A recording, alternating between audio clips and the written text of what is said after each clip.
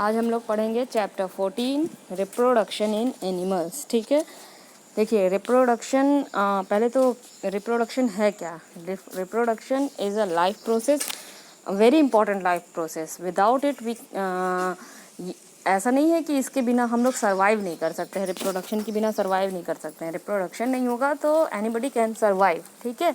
लेकिन फिर भी ये ज़रूरी है। क्यों ज़रूरी है? To maintain the race of the life की रेस को मेंटेन करने के लिए रिप्रोडक्शन होगा, तभी तो कोई स्पीसीज़ की जनरेशन बढ़ेगी। अगर रिप्रोडक्शन नहीं होगा तो वो स्पीसीज़ की जनरेशन वहीं पे ख़त्म हो जाएगी, ठीक है।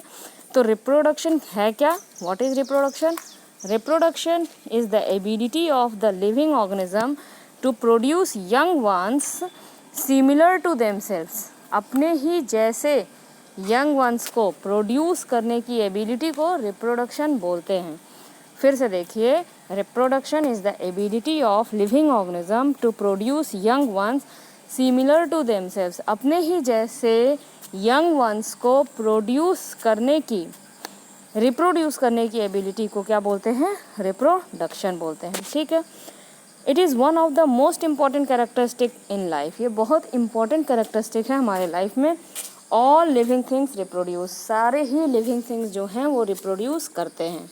ऐसी कोई लिविंग थिंग नहीं है जो रिप्रोड्यूस ना करती हो। रिप्रोड्यूस नहीं करेगी तो वो लिविंग थिंग तो रहेगी ही नहीं दुनिया में, क्योंकि वो रिप्रोड्यूस ही नहीं कर रही है तो आई कहाँ से, ठीक है। तो ऐसी कोई लिविंग थिंग नहीं है जो रिप्रोड्यूस नहीं करती है। All plants, animals and other living organism exist because of reproduction. सारे प्लांट्स, सारे एनिमल्स सब एग्जिस्ट कर रहे हैं रिप्रोडक्शन की ही वजह से, ठीक है। क्लास 7th में आप लोगों ने पढ़ा था रिप्रोडक्शन इन प्लांट्स, याद है ना। फ्लावर में आपने पढ़ा था पॉलन ग्रेन्स किस तरह से रिप्रोड्यूस होता है, क्या है, स्पर्म, एग, सब पढ़ा था ना उसमें। तो इसमें भी आपको रिप्रोडक्शन पढ़ना है एनिमल्स में। आपने क्लास 7th में प्लांट्स में पढ़ा था, अभी आपको पढ़ना है रिप्रोडक्शन इन एनिमल्स। तो एनिमल्स में reproduction is of 2 types, asexual reproduction and sexual reproduction. आज हम लोग एसेक्सुअल रिप्रोडक्शन देखेंगे स्टूडेंट्स, ठीक है।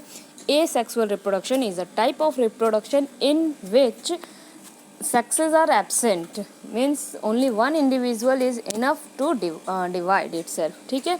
एसेक्सुअल रिप्रोडक्शन में सेक्सेस एब्सेंट होते हैं, केवल एक ही ऑर्गेनिज्म अपने बॉडी को डिवाइड करके वो रिप्रोड्यूस कर सकता है, ठीक है। अब एसेक्सुअल रिप्रोडक्शन भी बहुत तरह के होते हैं। देखिए, the production of young ones by a single parent without the formation and fusion of gametes. वो प्रोसेस जिसमें कि यंग वंस जो है एक सिंगल पेरेंट से ही प्रोड्यूस हो सके और जिसमें फॉर्मेशन ना हो और फ्यूज़न ना हो गैमेट्स की फॉर्मेशन और फ्यूज़न ना हो, ठीक है। यंग वंस जो हैं वो एक ही पेरेंट से, एक सिंगल पेरेंट से ही डिवाइड होकर बन जाएं, ठीक है। इसीलिए इसको यूनी पेरेंटल रिप्रोडक्शन बोलते हैं। यूनी मतलब सिंगल, ए मतलब एब्सेंट, मतलब जिसमें सेक्सेस एब्सेंट हो, asexual, absence of the sexes, ठीक है, absence of the sexes, this is called asexual reproduction, ठीक है। New individuals so formed are genetically identical to the parent. चूँकि ये पेरेंट्स को ही डिवाइड करके ये बने हुए हैं, जो ऑफ स्प्रिंग्स हैं या जो न्यू इंडिविजुअल्स हैं या जो यंग वंस हैं, इसीलिए ये जेनेटिकली आइडेंटिकल होते हैं आपस में भी और पेरेंट्स के भी, ठीक है। तो ये एक बहुत इंपॉर्टेंट फीचर है सेक्सुअल रिप्रोडक्शन का कि जो न्यू वंस हैं, जो यंग वंस हैं, they are genetically identical to the parent और the young ones. It is the primitive method of reproduction that is simpler than sexual reproduction. ये primitive method है, पहले ये मेथड आया था एसेक्सुअल रिप्रोडक्शन, और ये बहुत ही सिंपलर है in comparison to the sexual reproduction, ठीक है।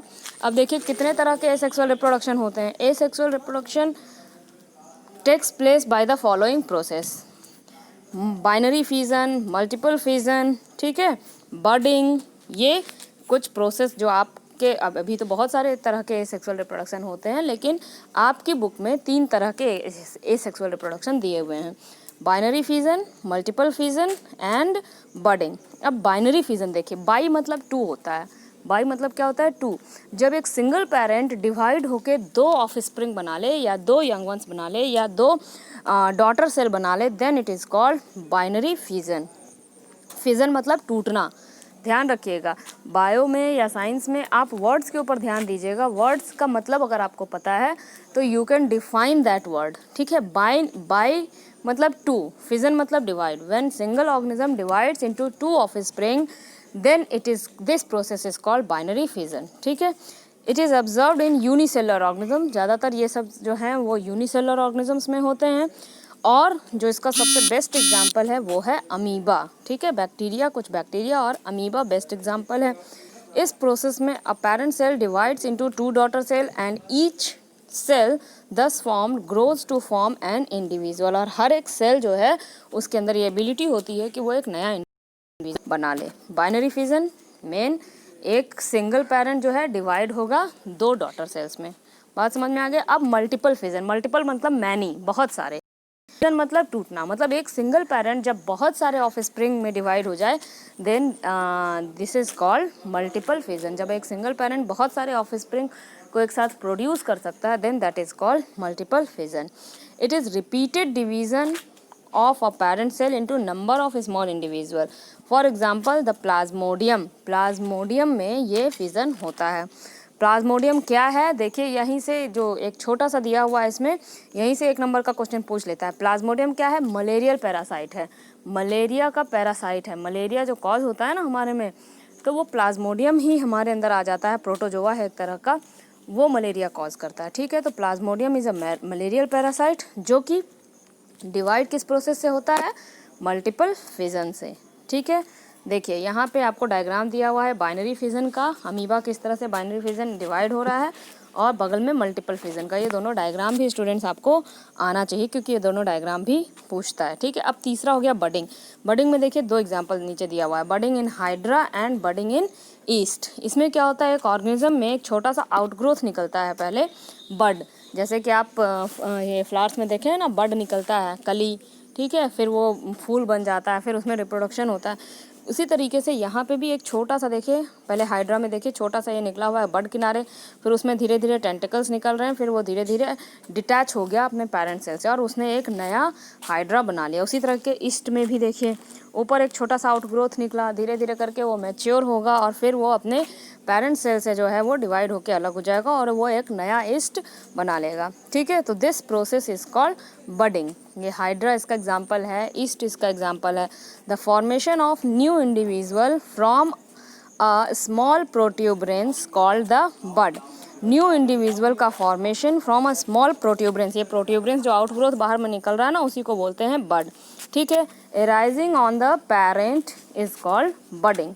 For example, budding takes place in the organisms like Hydra yeast. The offspring remain attached to the parent during its growth. Offspring जो है वो अपने पेरेंट से अटैच रहता है अपने ग्रोथ के टाइम पे, और जब वो थोड़ा सा मेच्योर हो जाता है then it separates and lives as independent organism. तो आज आप लोग ये तीनों रिवाइज करिए स्टूडेंट्स, एसेक्सुअल रिप्रोडक्शन में बाइनरी फिजन, मल्टीपल फिजन और बडिंग, ठीक है। Thank you.